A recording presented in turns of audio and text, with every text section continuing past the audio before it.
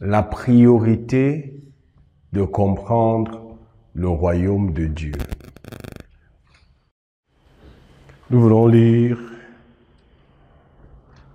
dans le livre de Matthieu. Nous voulons nous référer au livre de Matthieu, le chapitre 6. Et nous voulons lire du verset 25 au verset 34. Je vais lire, que tous nous soyons là. Matthieu chapitre 6, du verset 25 au verset 34. C'est un passage que nous connaissons bien. Je vais lire. C'est pourquoi je vous dis, ne vous inquiétez pas, en vous demandant qu'allons-nous manger ou boire, avec quoi allons-nous nous habiller? La vie ne vaut-elle pas bien plus que la nourriture, et le corps ne vaut-il pas bien plus que les habits? Voyez ces oiseaux qui volent dans les airs. Ils ne sèment ni ne moissonnent, ils n'amassent pas de provisions dans des greniers, et votre Père céleste les nourrit. N'avez-vous pas bien plus de valeur qu'eux? D'ailleurs, qui de vous peut, à force d'inquiétude, prolonger son existence, ne serait-ce que de quelques instants? Quant aux vêtements, pourquoi vous inquiétez à leur sujet? Observez les lys sauvages. Ils poussent sans se fatiguer à tisser des vêtements. Pourtant, je vous l'assure, le roi Salomon lui-même, dans toute sa gloire, n'a jamais été aussi bien vêtu que l'un d'eux. Si Dieu habille avec tant d'élégance la petite plante des champs qui est là aujourd'hui et qui demain sera jetée au feu, à plus forte raison ne vous vêtira-t-il pas vous-même? Ah, votre foi est encore bien petite. Ne vous inquiétez donc pas et ne dites pas, que mangerons-nous ou que boirons-nous? Avec quoi nous habillerons-nous? Toutes ces choses, les païens s'en préoccupent sans cesse. Mais votre Père qui est aux cieux sait que vous en avez besoin. Faites donc du royaume ou du règne de Dieu et de ce qui est juste à ses yeux votre préoccupation première. Et toutes ces choses vous seront données en plus. Ne vous inquiétez pas pour le lendemain. Le lendemain se souciera, lui, de lui-même. À chaque jour suffit sa peine. Nous voulons parler sur la priorité de comprendre le royaume de Dieu. Dans ce passage, le Seigneur adresse une question capitale, essentielle et fondamentale pour tous les hommes. Tout homme sur la terre s'intéresse à ces trois questions. Qu'est-ce que je vais manger? Qu'est-ce que je vais boire? Qu'est-ce que je vais porter comme habit? Et il y a même une quatrième question. Qu'en sera-t-il du lendemain? Dans ce passage, Jésus adresse ces quatre questions essentielles. Et ces quatre questions dictent la vie des hommes. Les hommes font les choix dans la vie en fonction de ce qu'ils vont manger, boire, ce qu'ils vont porter comme habit et comment le lendemain sera. Quand les hommes sortent de la maison tous les matins, c'est pour aller faire quoi? Chercher quoi? La nourriture. La motivation principale, lorsque même on va à l'école, c'est quoi qu'on recherche à la fin? Un bon emploi qui va me permettre d'avoir l'argent, l'intelligence pour avoir un bon emploi qui va me permettre d'avoir l'argent et qui va me permettre d'assurer quoi? Ma nourriture, ma boisson, mes vêtements et mon lendemain. Parce que nous vivons dans une société où l'argent est la garantie que tu auras la nourriture, tu auras l'eau ou la boisson, tu auras le vêtement et ton lendemain sera assuré. Parce que c'est avec l'argent que j'achète les habits, n'est-ce pas? C'est avec l'argent que j'achète la nourriture. C'est avec l'argent que j'achète l'eau à boire ou le jus, ma boisson. Et c'est avec l'argent que j'assure mon lendemain. Vous êtes ici en ce moment. Mais vous savez que demain vous irez à l'école. Pour être sûr que vous irez demain à l'école, vos parents, qu'est-ce qu'ils font?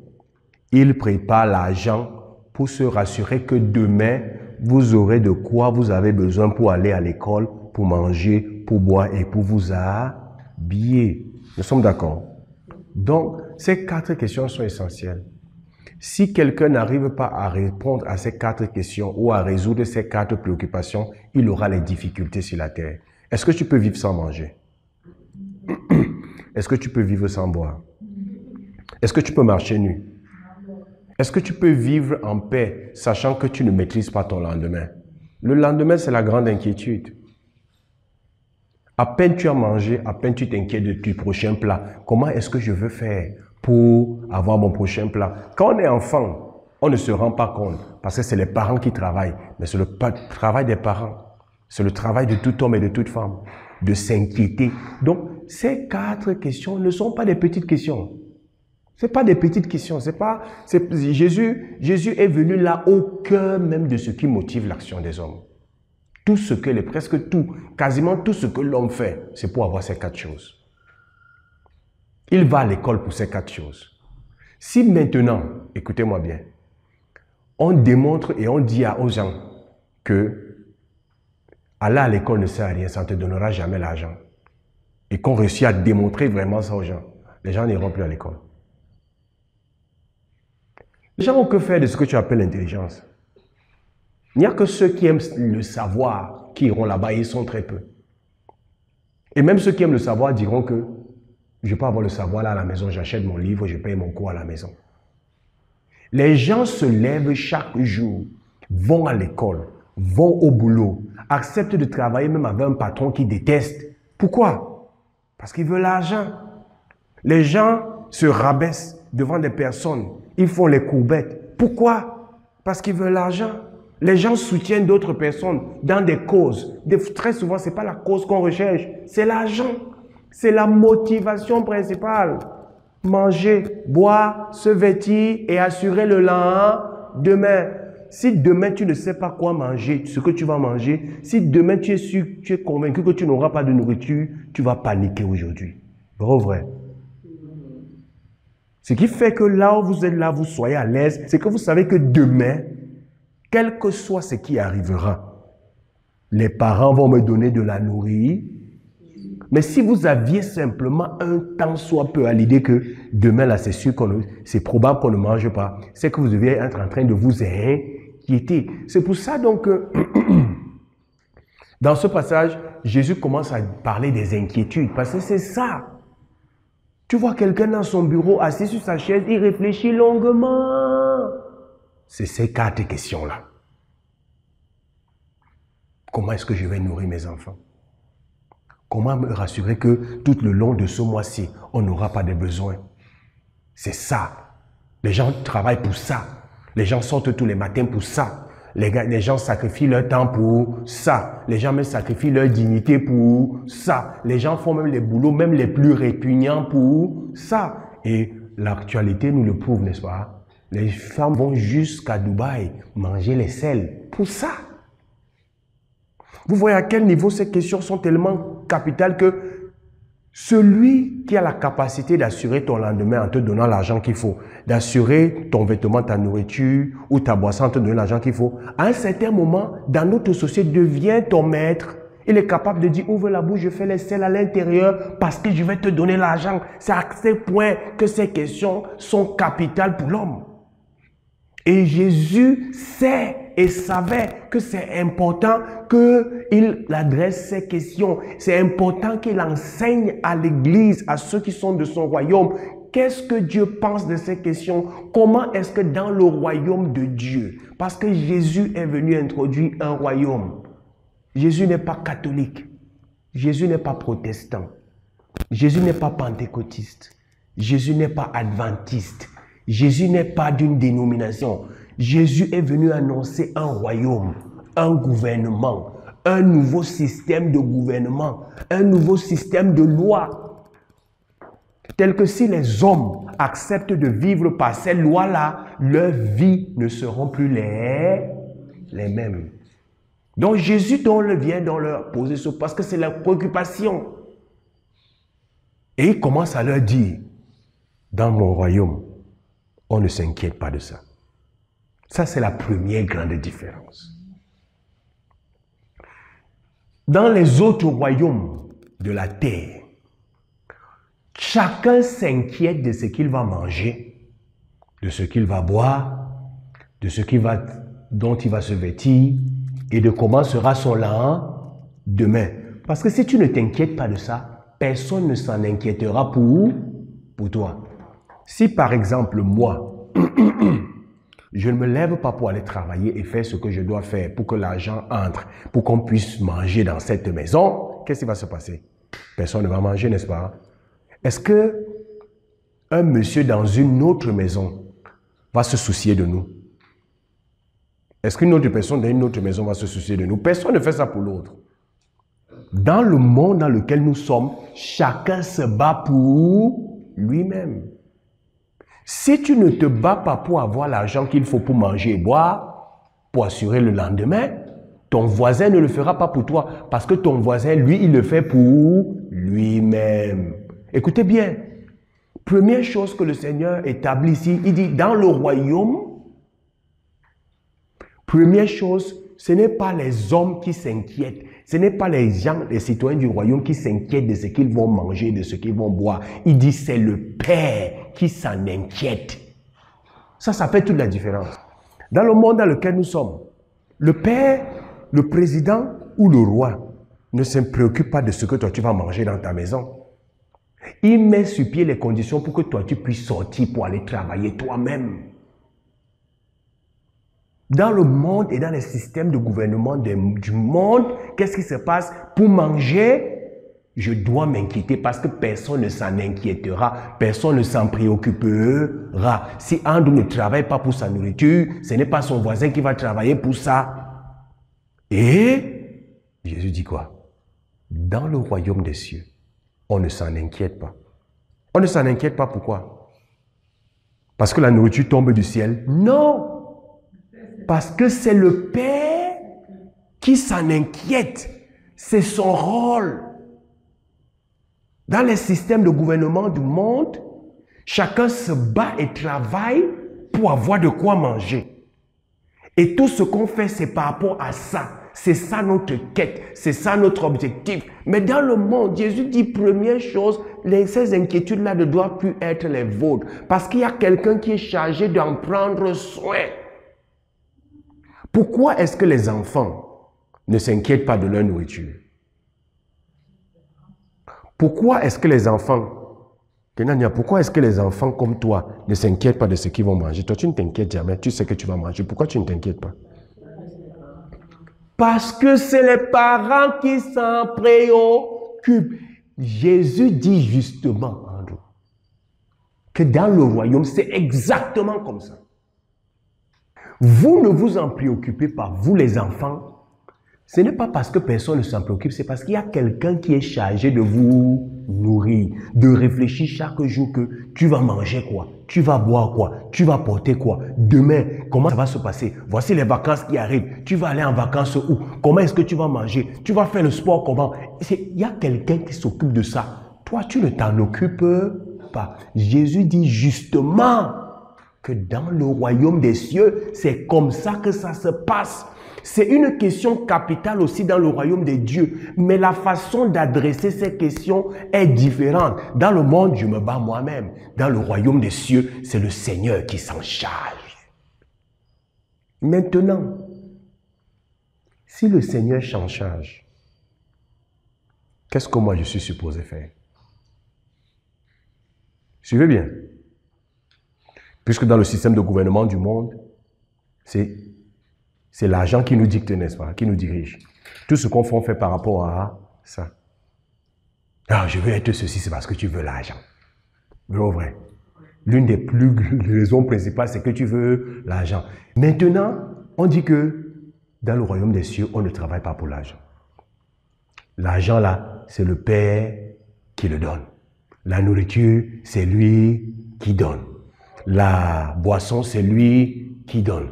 Les vêtements, c'est lui qui donne. Le lendemain, ton mois, ton prochain mois, ta prochaine semaine, ta prochaine année, c'est lui qui s'en charge. Maintenant, si lui donne, il commence à s'en préoccuper et il s'en charge. Finalement, notre charge, c'est quoi? Parce que dans le monde, c'est ça notre préoccupation et c'est ça notre charge. Maintenant, on dit que dans le royaume des cieux, ce n'est plus votre préoccupation. Notre préoccupation, donc, c'est quoi? C'est pour ça qu'on parle donc de la priorité de comprendre le royaume de Dieu. Parce que Jésus dit clairement dans ce passage que cette attitude de travailler, de dépenser son énergie, de s'inquiéter pour ce qu'on va manger, boire, se vêtir, et pour le lendemain, il dit que ce sont les païens, ça veut dire que ceux qui ne sont pas du royaume de Dieu qui font ça. Il dit que nous ne nous inquiétons, nous ne nous en inquiétons pas. Ce n'est pas notre préoccupation. Et vous savez ce qu'il dit après? Eux, ils recherchent premièrement l'argent pour manger. Ils recherchent premièrement l'argent pour boire. Ils recherchent premièrement l'argent pour ses habits. Ils recherchent premièrement l'argent qu'il va épargner pour que demain il puisse avoir la nourriture pour lui et sa maison. Voilà ce qu'il recherche premièrement. Il dit que vous, ça ne doit pas être votre priorité. Ça, c'est la préoccupation du Père. Qu'est-ce que vous devez rechercher en priorité? Le royaume de Dieu et sa justice. C'est la différence. Eux, chaque matin, ce qui les préoccupe, ce qui les inquiète, l'objet de leur réflexion, c'est qu'est-ce que je veux faire aujourd'hui pour avoir un plat de nourriture? Qu'est-ce que je dois faire aujourd'hui pour avoir à boire? Qu'est-ce que je dois faire aujourd'hui pour avoir un habit? Qu'est-ce que je dois faire pour assurer la semaine pour mes enfants, pour ma maison? Il dit ça, c'est eux dans leur système de gouvernement. Parce que leur gouvernement, c'est comme ça qu'ils fonctionnent. Vous savez qu'il y a plusieurs systèmes de gouvernance, même sur la terre. Il y a le communisme, il y a le capitalisme, il y a beaucoup de systèmes de gouvernement. Le Seigneur dit que tous les gouvernements du monde, là, c'est comme ça qu'ils fonctionnent. Mais le gouvernement du royaume des cieux est différent. Dans le gouvernement du royaume des cieux, tous ces citoyens sont à la charge du roi. Vous êtes tous à sa charge.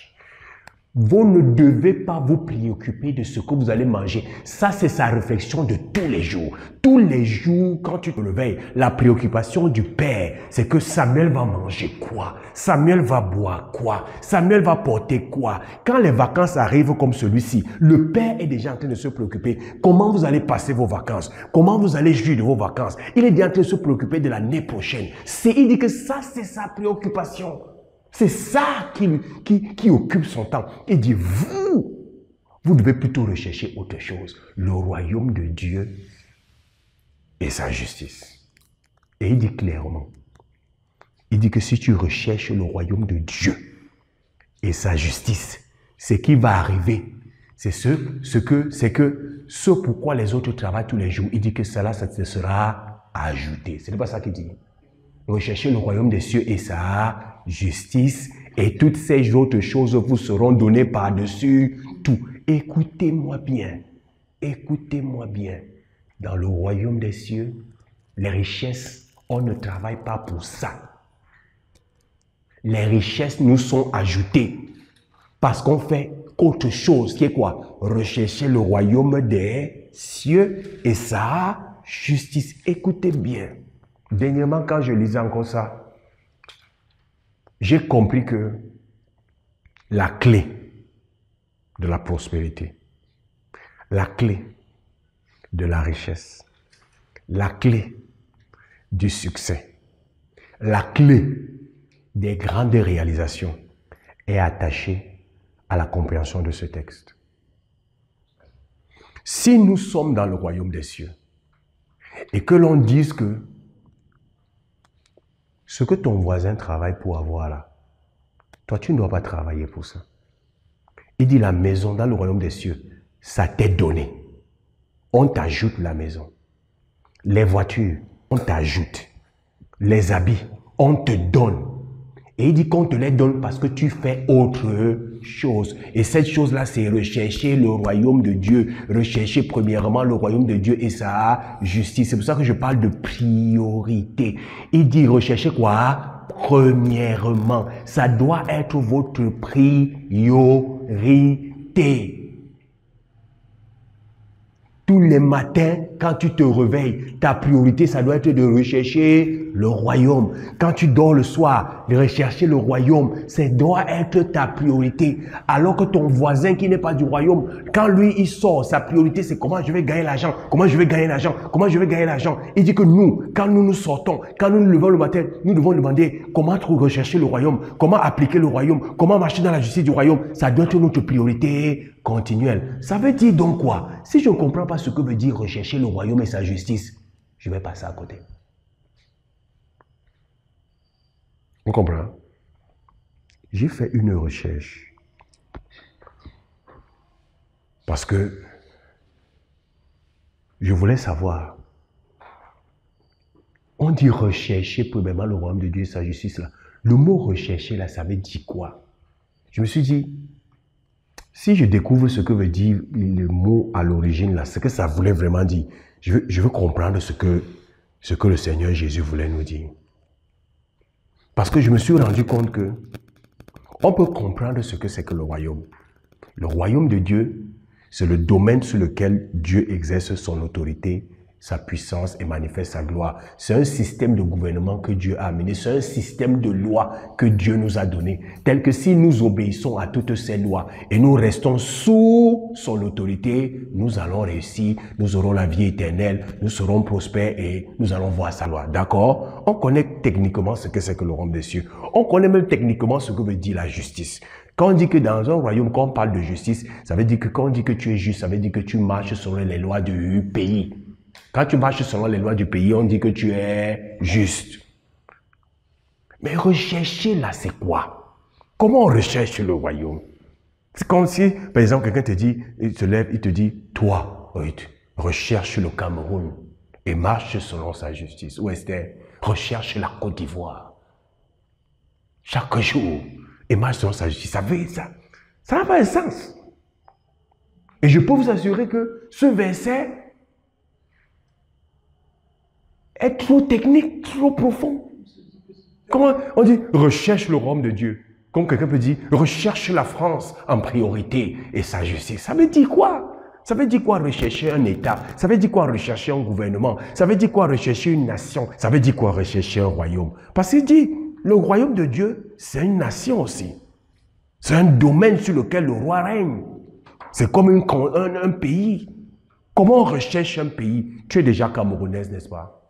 Et on te dit encore, recherche premièrement le Cameroun et sa justice. C'est bizarre, n'est-ce pas?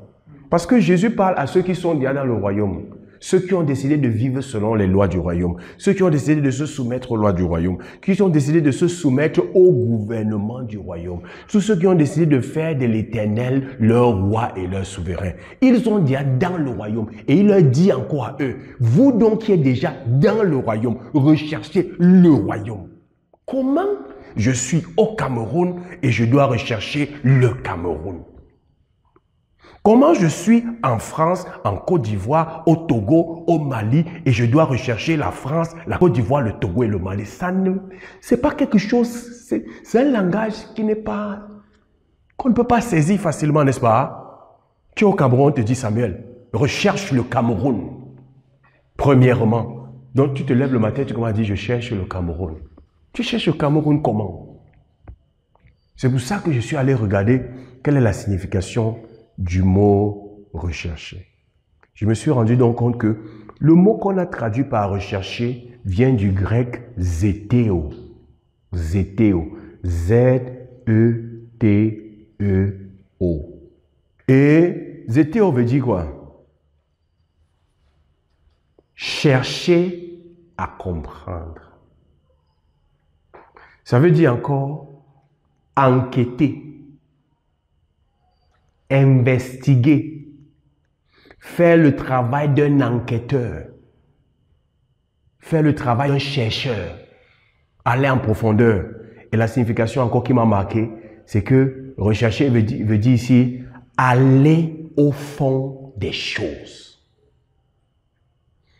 Rechercher veut dire enquêter, investiguer, chercher à comprendre, faire le travail d'un enquêteur, faire le travail d'un chercheur, aller au fond des choses. Et c'est là où j'ai dit, waouh, je commence à comprendre de quoi il est question. Quand le Seigneur demande de rechercher le royaume, il dit d'aller au fond des choses, de chercher à comprendre la véritable signification du royaume et de tous les principes et les concepts qui sont contenus dans le royaume. Et il dit que si nous faisons cela, beaucoup de personnes sont au Cameroun, mais ne comprennent pas comment le Cameroun fonctionne. Il dit que aller au fond des choses, en anglais c'est dit get to the bottom of the matter. Aller au fond des choses. Comprendre les principes, comprendre les concepts. Vous savez, il y a une différence entre comprendre et connaître. La connaissance, c'est être informé. Je suis informé que la voiture aide à se déplacer. Je suis même informé sur ce que je dois faire pour déplacer la voiture. Mais je ne comprends pas la voiture. Pourquoi? Parce que je ne comprends pas les mécanismes, les principes et les lois qui gouvernent le fonctionnement de la voiture. Celui qui comprend la voiture, c'est le mécanicien. Le mécanicien, lui, ne se limite pas seulement à connaître la voiture. Il comprend la voiture. C'est parce qu'il comprend la voiture que quand la voiture a un problème, il peut résoudre. Moi, je connais la voiture, je suis informé. Je m'en vais à l'auto-école et on me dit que si tu veux démarrer, fais ça. Si tu veux avancer, fais ça. Si tu veux t'arrêter, fais ça. Quand il y a le feu rouge, fais ça. On m'explique, j'ai la connaissance, d'accord, mais la compréhension, qui est quoi? Aller au fond des choses, connaître la véritable signification des choses. Quels sont les principes et les concepts qui ont derrière? Pourquoi, le pourquoi du comment et le comment du pourquoi. C'est ça la compréhension. Le mécanicien, lui, connaît ça. Des fois, tu as les problèmes avec ta voiture, tu es bloqué. Dès que tu appelles le mécanicien, il vient. Il dit, mets-toi un peu au capot, démarre, arrête. Redémarre encore, arrête. Tu ne sais pas ce qu'il fait là-bas devant. Après 5 minutes, il dit, démarre encore. Ça démarre. Je dis, mais mon ami, tu as fait ça comment? La différence entre lui et toi, c'est que toi, tu as juste l'information. Tu as juste la connaissance. Lui, il a quoi? La compréhension. Ce que le Seigneur Jésus demande ici, c'est dire, il veut dire quoi? Que ce ne soit pas seulement des choses que vous connaissez. Il y a des lois, il y a des principes, il y a des règles qui régissent le royaume de Dieu. Si vous maîtrisez comment ça fonctionne, si vous maîtrisez le pourquoi du comment, le comment du pourquoi ça se fait, pourquoi ça ne se fait pas, cette compréhension va vous donner un avantage indéniable sur les autres. Et il dit que ça doit être votre priorité. Votre priorité ne doit pas seulement de connaître que je suis dans le royaume. Votre priorité soit de comment? De comprendre comment est-ce que le royaume fonctionne. Quelles sont les lois? Parce que je vous ai dit quoi? Le royaume des cieux, c'est un système de lois, de règles, de principes qui régissent la vie dans le royaume ou dans le domaine sur lequel Dieu règne. C'est tout. C'est simple. Regardez même sur le plan purement pratique. Beaucoup de personnes se retrouvent dans les problèmes simplement parce qu'ils ignorent une loi, n'est-ce pas? Nous parlions l'autre jour de beaucoup de bailleurs qui ne sont pas au courant que quand tu fais un contrat, tu dois aller l'enregistrer. Et lorsqu'à la fin, il a un problème avec le locataire, des fois le locataire le met en prison sur sa propre maison. Il souffre pourquoi? Parce qu'il est peut-être camerounais, il est peut-être au Cameroun, mais il ne connaît pas les lois qui régissent son secteur d'activité et il en souffre. Qu'est-ce que Jésus veut dire par là? Jésus veut dire que la prospérité qui fait en sorte que ton pain, ta nourriture, ta boisson, ton avenir soit assuré dépend de ta capacité à comprendre les lois, les principes et les protocoles et les règles qui régissent la vie dans le royaume. Tu dois comprendre. C'est une école. Je ne sais pas si on se comprend. Je vous donne un simple exemple. Quand je vous donne cet exemple, vous allez peut-être comprendre. Suivez-moi très bien. On dit à l'église, par exemple, que lorsque tu payes la dîme, il va menacer le dévoreur, n'est-ce pas? Lorsque tu sèmes, tu vas devenir riche, n'est-ce pas? Est-ce que vous savez que ça, c'est faire preuve, croire en ça, c'est faire preuve d'incompréhension? Écoutez-moi bien. Si j'ai 100 000, je paye ma dîme. Écoutez-moi bien. Et que je ne sais pas gérer les 90 000 qui restent. Je vais être pauvre en payant ma dîme. Parce que quand vous lisez la parabole des talents, je vais encore le répéter, la Bible dit clairement que le maître a donné les richesses à chacun selon ses capacités. Ça veut dire que Dieu ne donne pas l'argent aux gens parce qu'ils prient. Ça veut dire que dans le royaume, si tu veux être riche, tu dois développer tes capacités à gérer ce que Dieu te donne. La Bible ne dit pas qu'il a donné à chacun selon son temps de prière. La Bible ne dit pas qu'il a donné à chacun selon la dîme qu'il paye. La Bible dit que le maître a donné à chacun selon ses capacités. Ça veut dire qu'avant de te donner, il regardait, tu peux gérer combien? Tu as déjà géré combien et ça a réussi? Il voit ce que tu peux gérer et il te donne. Ça n'a rien à voir avec la dîme. La dîme a sa place, mais ce n'est pas avec la dîme que tu deviendras riche. Ce n'est pas parce que tu fais les semences que tu deviendras riche. Tu peux faire une semence sur une bonne terre et tu es béni à cause de ta semence et quand la bénédiction vient parce que tu ne sais pas gérer, qu'est-ce qui se passe? Ça repart. On ne devient pas riche à l'église, dans le royaume des cieux parce qu'on dit que j'arrache et je récupère la richesse. Ça ne rend pas riche. Tu peux faire ça 15 ans. C'est une preuve d'ignorance. C'est pour ça que le Seigneur Jésus dit, votre priorité, maintenant que vous êtes dans le royaume, c'est de le comprendre. Parce que si tu comprends le royaume et tu appliques ce que tu as compris, c'est ça, et sa justice. Rechercher le royaume, c'est rechercher à le comprendre. Aller au fond des choses. Rechercher la signification des choses. Le pourquoi du comment et le comment du pourquoi. D'accord? Quelles sont les lois, les principes et les règles qui régissent la vie dans le royaume? Quelles sont les lois, les principes, les ordonnances et les lois qui régissent, par exemple, l'économie, les finances, l'éducation, le mariage? Quand tu les connais, il dit maintenant tu recherches aussi la justice. Ça veut dire quoi? Ce que tu as compris du royaume, tu fais quoi? Tu commences à l'appliquer. La chose qui me marque dans ce passage, c'est que Jésus a résumé tout ce que l'homme recherche à ces deux quêtes-là. Il dit ne recherche plus ce que les autres recherchent. Recherche la compréhension des lois et des principes du royaume et recherche la sagesse. La sagesse, c'est quoi? L'application de ce que tu as compris. Applique ça. Applique ça. Il y a un principe que j'ai découvert dans la Bible il y a quelque temps qui m'a marqué. Et j'ai compris pourquoi on ne réussit pas souvent. J'ai compris pourquoi très souvent les enfants du royaume ne réussissent pas. Parce qu'on a toujours cette tendance. Vous allez voir, lorsque un enfant du royaume dit qu'il veut faire peut-être dans les affaires, il veut se lancer dans l'entrepreneuriat, vous allez voir qu'il passe excessivement de temps à prier pour que Dieu lui donne les moyens, pour que Dieu lui donne les finances, pour que Dieu lui donne le bon moment. Vous comprenez un peu ce que je dis? Il y a un passage dans la Bible qui dit, dans le livre d'Ézéchiel, de semer tes graines. De semer tes graines, tes projets, tes idées. Il dit, sème-les.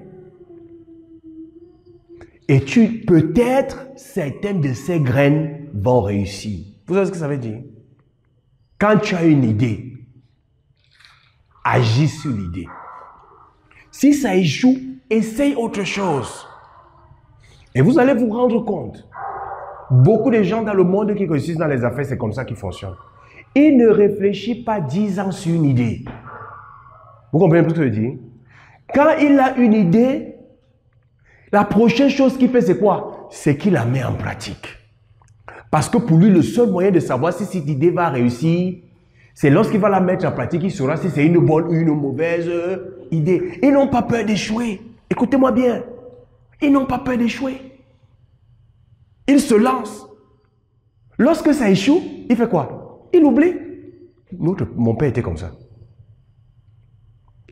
Mon père a tenté trop de business. Ce qui est terrible, c'est que les entrepreneurs à succès, on se souvient d'eux seulement pour l'idée qui a réussi. On ne se souvient pas d'eux pour les 100 autres qui n'ont pas réussi. Mon père a fait le savon, il a fait le temps. Qu'est-ce que mon père n'a pas fait? Certains ont marché, d'autres ont échoué, ça ne l'a pas découragé. Il a continué. Mais vous savez ce que les enfants du royaume qui sont remplis d'esprit de religion dans la tête font? Lorsqu'il a une idée, il va rester avec cette idée 10 ans. Il va prier sur cette idée 10 ans. Demander à Dieu d'intervenir, d'ouvrir les portes, de lui donner les bons partenaires. Il ne va jamais agir sur cette idée. Mais le livre d'Ézéchiel dit, au chapitre 11, que sème tes graines. Dis sème tes graines. Sème tes graines. Ne les retiens pas. Ne prends pas la graine, tu vas avec ça, tu regardes. Si tu prends une graine de maïs maintenant, là, une graine de maïs, tu pars poser ça sur ta table et tu fais 10 jours de prière, le maïs va pousser là. Ce n'est pas son environnement. Quand tu as une graine, sème. Et il dit que pendant que tu sèmes tes graines là, il dit que tu ne sais pas ce qui va marcher. C'est en sémant là que tu sauras. Ça, c'est un principe, par exemple, qui gouverne l'entrepreneuriat que les enfants du royaume ne peuvent pas faire. Je vous dis qu'il y a des enfants les personnes dans l'église qui ont la même idée depuis 15 ans. Ils n'ont jamais posé une seule action sur cette idée. Quand tu vas venir le voir, il va te dire, j'attends le financement. J'attends telle occasion. Je suis devant Dieu pour ça. Ça fait 5 ans que tu es devant Dieu pour ça. Ça fait 10 ans que tu es devant Dieu pour ça. Je veux vous dire, les idées de business, c'est comme les arachides. Il y en a plein. Ne pense pas que ton idée, c'est la seule idée. Dès que tu as une idée, qu'est-ce que tu fais? Tu la mets en pratique. Si ça marche, gloire au Seigneur. Ça ne marche pas, tu tires des leçons. La prochaine idée, tu la mets en pratique. Ce n'est pas que tu pars t'asseoir à 10 ans, 20 ans, 40 ans en disant que tu attends les financements, tu attends les ressources. Non, tu agis sur ton idée. Voilà des exemples que je vous donne pour dire quoi? Que lorsque tu ne comprends pas les lois et les principes du royaume, tu peux être bloqué alors que tu aimes Dieu. Mais Jésus dit, vous voulez avoir toutes ces choses-là? Première chose, sachez que dans le royaume, nous, on ne travaille pas pour ça. Dans le royaume, quand tu fais ce qui doit être fait, on t'ajoute les voitures, on t'ajoute les maisons, on t'ajoute les habits, on t'ajoute l'argent. Toutes ces choses te sont ajoutées. Et il dit que donc cette chose, c'est quoi? C'est rechercher le royaume. Aller au fond des choses. Hein? Comprendre la vraie signification. Faire le travail d'investigation. Faire le travail d'un vrai enquêteur. Ça veut dire quoi? Tu ne veux pas seulement lire la Bible. Tu veux comprendre ce que Dieu dit. Tu veux comprendre la loi et le principe qu'il y a derrière. Et tu veux appliquer ce principe. Il dit que si tu fais de ça ta priorité, il dit que ce que les autres recherchent dans le royaume des cieux, ça te sera donné. Ça veut dire quoi? Plus je comprends le royaume, plus je comprends les lois du royaume, plus je les applique dans ma vie, plus je deviens prospère, plus je réussis, plus j'ai l'argent, plus j'ai les voitures, plus j'ai la nourriture, plus j'ai la boisson, plus j'ai les habits. Regardez, regardons deux autres passages avant de finir. Proverbe chapitre 3.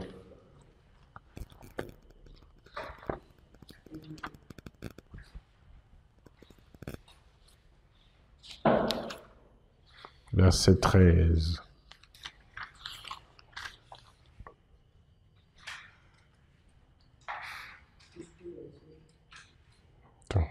Verset 14 ici. Je vais lire verset 14 et verset 15. Même le verset 16. Donc on va lire de 14 à 16. Il dit, acquérir la sagesse vaut mieux que gagner beaucoup d'argent. Les avantages qu'elle donne sont plus précieux que l'or le plus fin. Elle a plus de prix que les perles. Et aucun trésor ne pourrait désirer, que tu pourrais désirer n'égale sa valeur. La sagesse t'offre dans sa main droite une longue vie. Et dans sa main gauche, la richesse et la considération. Vous êtes là? Dans la version anglaise, on fait même la distinction. Parce que dans la version française, on ne fait pas souvent la distinction. Mais quand je lis dans la version NIV, Proverbe chapitre 3, verset 14, 13 et 14, il dit « Blessed are those who find wisdom, those who gain understanding, for she is more profitable than silver and yields better return than gold. » J'essaie de vous traduire. On dit « Heureux sont ceux qui trouvent la sagesse et ceux qui acquièrent la compréhension. » On a parlé de la priorité de comprendre le royaume. On parle ici, l'écrivain ici parle de la compréhension des lois de Dieu, qui sont les lois qui gouvernent le royaume. Écoutez, il dit heureux ceux qui acquièrent la compréhension. Parce qu'il dit quoi? La compréhension est plus profitable que l'argent et rapporte plus que l'or. C'est exactement le mot qu'il est en train de dire. La compréhension des lois, des principes, des règles et des protocoles que Dieu a établis pour gouverner la vie dans le royaume et dans sa création. Salomon dit que lorsque tu réussis à acquérir cette compréhension, ça veut dire que tu commences à aller au fond des choses. Tu commences à comprendre le pourquoi du comment, le comment du pourquoi. Tu commences à comprendre comme un mécanicien comprend la voiture. Tel que le royaume de Dieu n'a plus de secret pour toi. Et il dit que tu commences à l'appliquer. Il dit que ce qui va arriver, c'est quoi? C'est que cette compréhension-là va te donner la sagesse. Et cette sagesse-là sera plus profitable que même l'argent.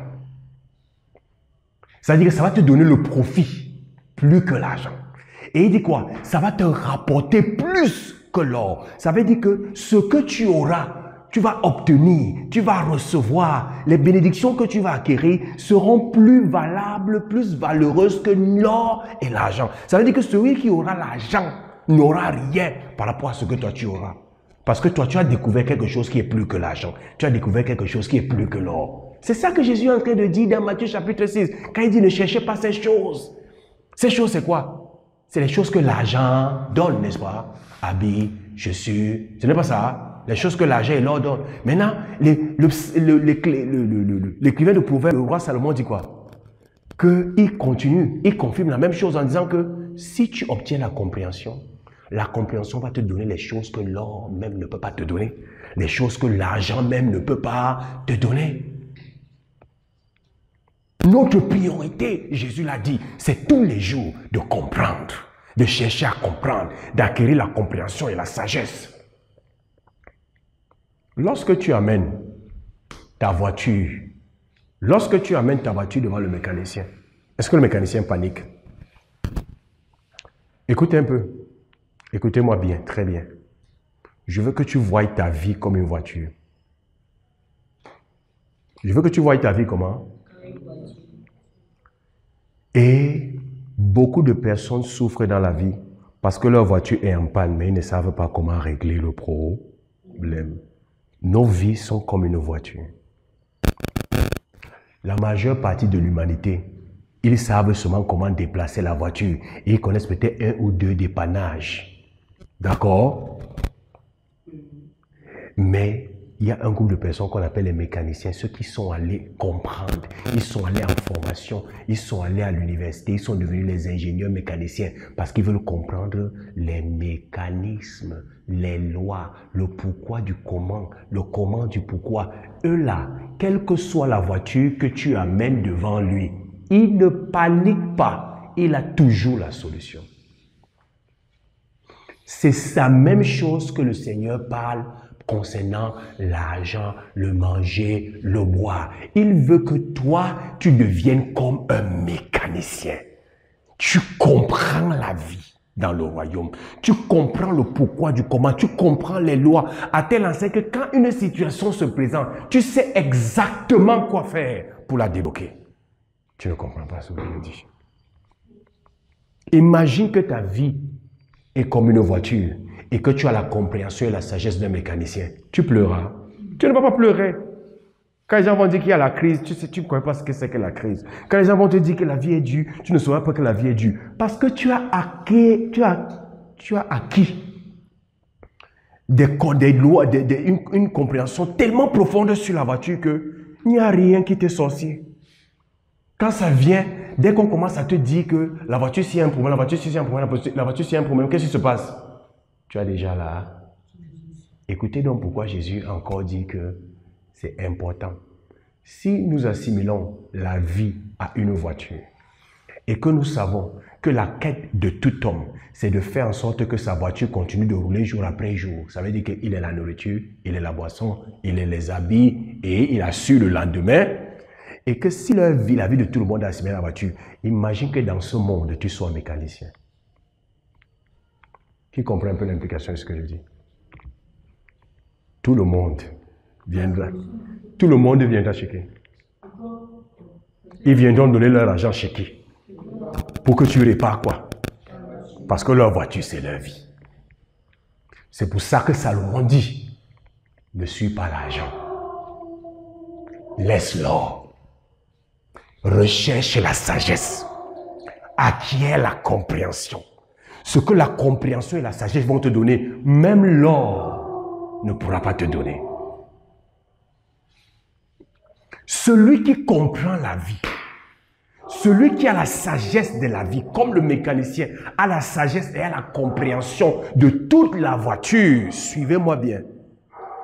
Ce qui va se passer, c'est que tous ceux qui ont l'argent et tous ceux qui ont l'or, ils vont venir te donner ça pour que tu répares leur vie. Parce que leur vie est assimilée à quoi? Là.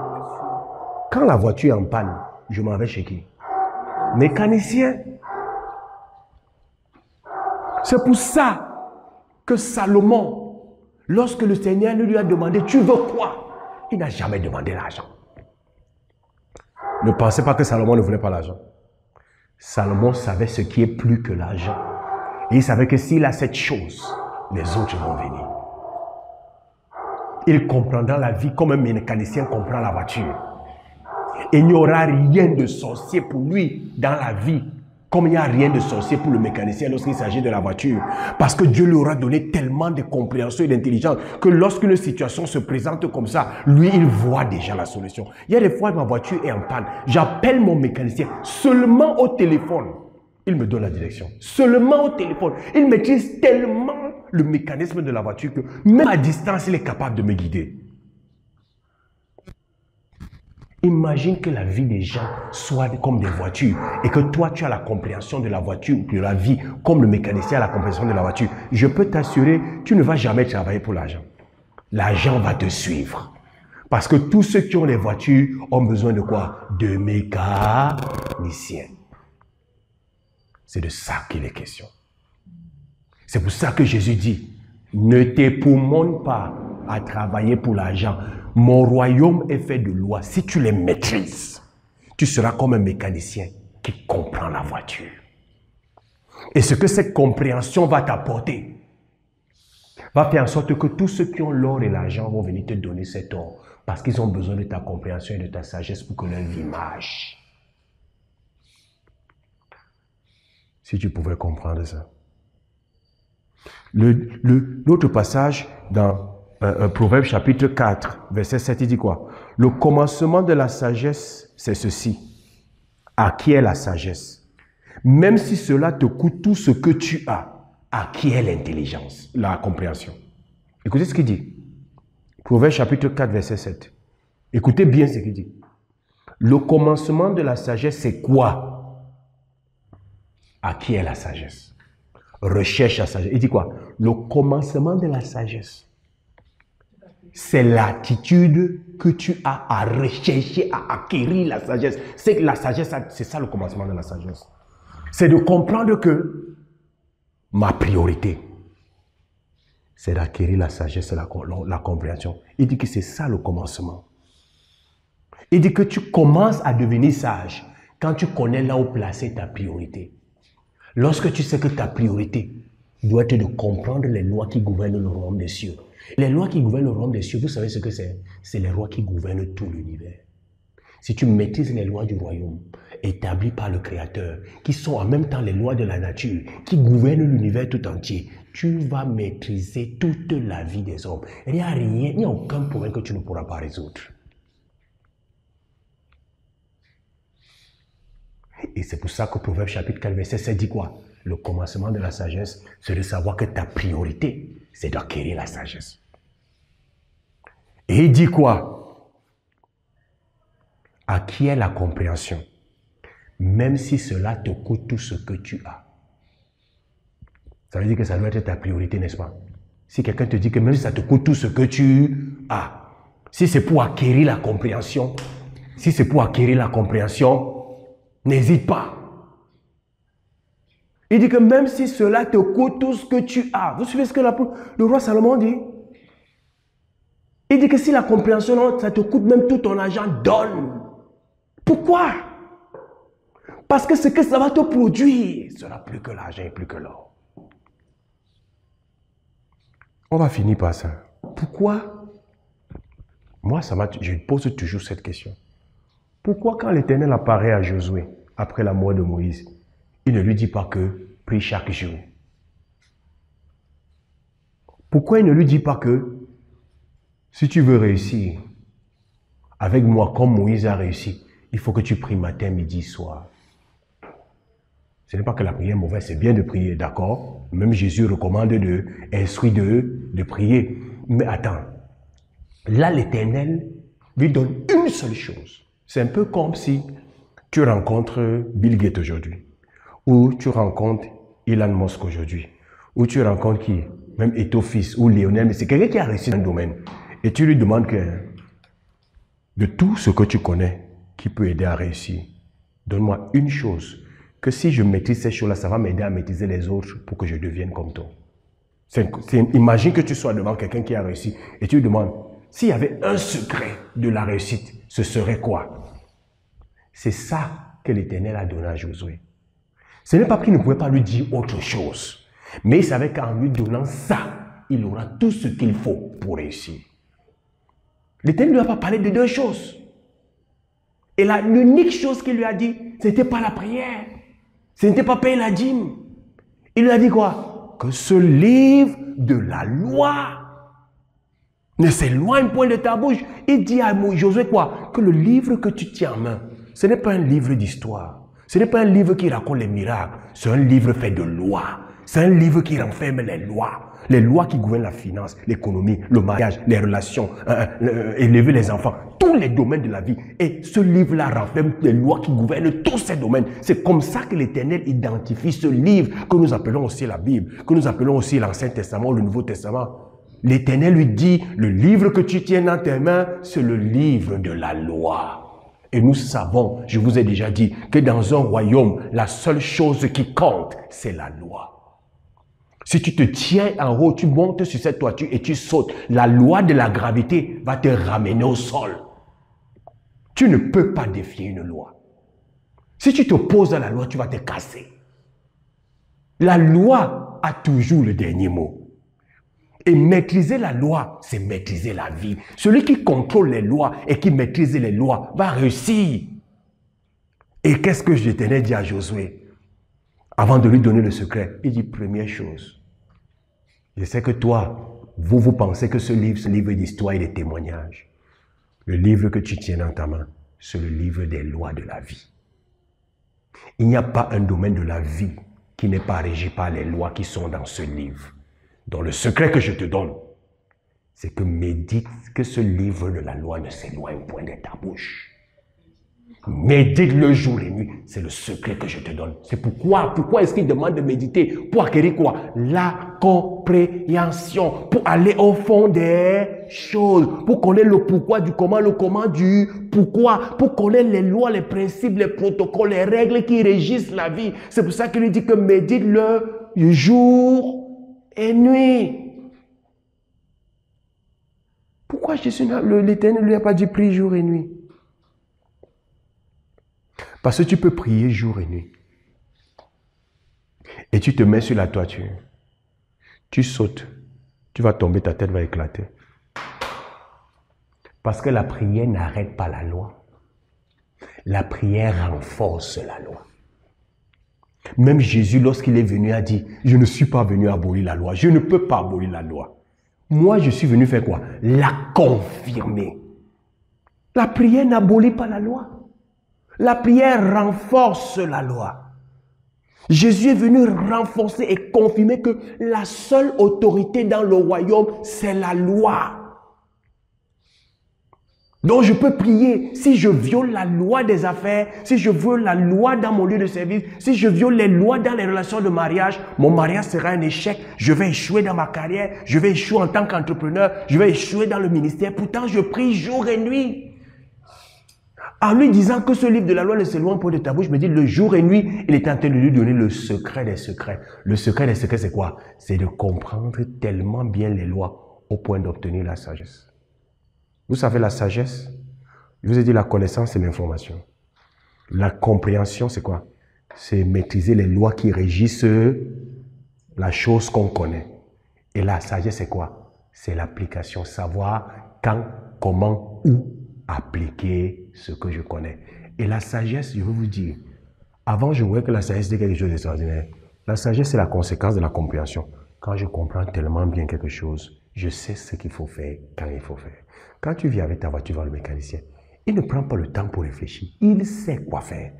La sagesse qu'il a de savoir ce qu'il faut faire pour débloquer la situation vient de quoi? Du fait qu'il comprend bien le mécanisme et les lois de la voiture.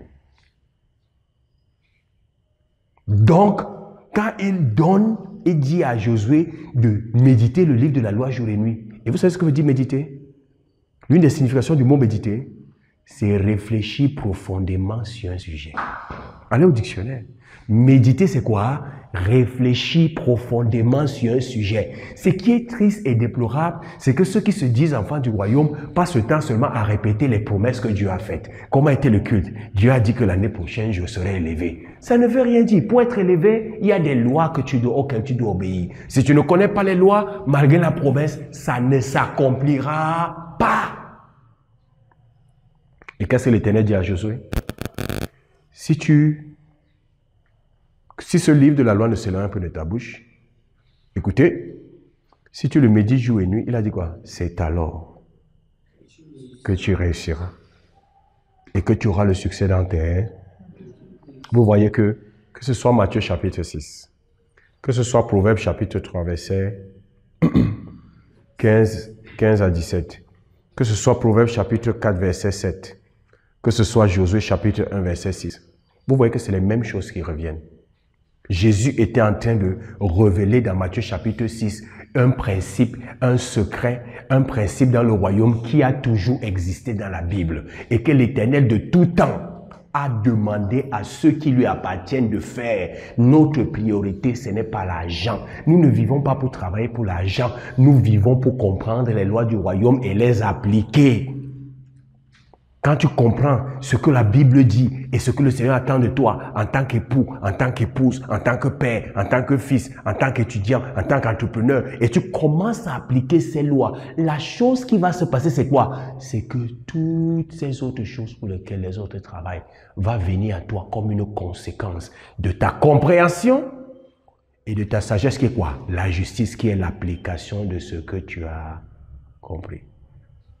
C'est pour ça que David est arrivé à la conclusion qu'on a vu dans Psaume chapitre 97, chapitre 119, verset 97 à 100, que la parole de Dieu me rend plus sage que les vieillards, plus intelligent que mes ennemis et plus avisé que tous mes maîtres. Il a compris ça. C'est pour ça que c'est le plus long psaume. Le plus long psaume de la Bible ne parle pas de chant, ça ne parle pas de chanter, ça ne parle pas des prophéties, ça parle de la force de la loi de Dieu. Et comment est-ce qu'elle te rend plus sage? Parce que tu fais quoi? Tu la recherches premièrement en allant où? Au fond des choses. Tu fais le travail d'un enquêteur, tu fais le travail d'un chercheur. Dieu ne veut plus que tu lises la Bible pour courir. Ce livre, l'Éternel dit à Josué, et je veux que tu rentres avec ça aujourd'hui, c'est le livre des lois de la vie. Les gens pensent que c'est les lois pour de la sainteté seulement, ou je ne sais pas, les lois de la pureté pour rester dans le couvent. Non, c'est les lois de la vie, ici. Ça doit être ton livre de chevet. Tu dois avoir ton cahier. Tu lis et tu comprends, que tu comprends, tu notes. Et il dit que plus tu vas aller au fond des choses, plus tu vas comprendre, plus tu vas appliquer la justice, il dit que les autres chemins vont faire quoi? Vont commencer à venir. Parce que quand toi tu arrives dans un secteur d'activité, ou toi tu es dans une situation précise, parce que tu connais ce que la Bible dit, tu sais ce que la Bible, dans le royaume de Dieu, comment on doit se comporter. Quand tu te comportes comme ça, qu'est-ce qui se passe? Le Père qui est chargé de te donner les choses, il organise, ça te crée les opportunités, et les autres seront étonnés que ce pourquoi nous on travaille jour et nuit, comment lui fait pour les avoir? C'est parce que tu connais certains secrets. C'est pour ça que Jésus a dit à ses disciples, il vous a été donné à vous de connaître, de comprendre les secrets du royaume. Vous voulez que je vous dise une dernière chose? Rentrez maintenant, vous allez lire. On va faire ça prochainement. Matthieu chapitre 13, quand le Seigneur explique la parabole du semeur. Qu'est-ce qu'il parle de la... Quand il parle de la terre où les oiseaux viennent picorer, il dit quoi? C'est ceux qui entendent la parole du royaume de Dieu et ne la comprennent pas. Quand il explique maintenant la terre qui produit, il dit que c'est ceux qui entendent le message du royaume des cieux et comprennent. Ils ne sont pas seulement informés. Ils comprennent le principe. Ils deviennent comme le mécanicien qui maîtrise. Et quand tu as la compréhension, l'une des choses que la compréhension amène dans ta vie, c'est que ça chasse la peur. Tu ne paniques pas. Quand tu amènes la voiture devant le mécanicien, il ne panique pas. Il n'a pas peur. Pourquoi il n'a pas peur? Parce qu'il sait ce qu'il faut faire pour résoudre le problème. Quand la voiture du mécanicien se gâte, il ne panique pas. Mais toi, quand ta voiture te gâte, tu paniques. Tu ne sais pas quoi faire. Le Seigneur dit que la terre qui produit là, c'est ceux qui entendent le message du royaume de Dieu. Ce n'est pas ceux qui entendent et disent Amen. Ce n'est pas ceux qui entendent et disent Yes, je reçois.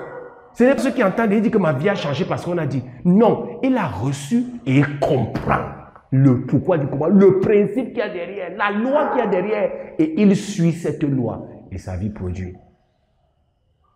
La compréhension, ça doit être notre priorité. L'étude de la parole de Dieu doit devenir ta recherche de chaque jour. Tu dois être un étudiant des Saintes Écritures, pas quelqu'un qui écoute pour capter les promesses et aller proclamer les promesses, mais quelqu'un qui fait quoi? Qui étudie les Saintes Écritures pour en comprendre les lois. Et ces lois-là, comme tu les appliques, ta vie ne peut pas être la même.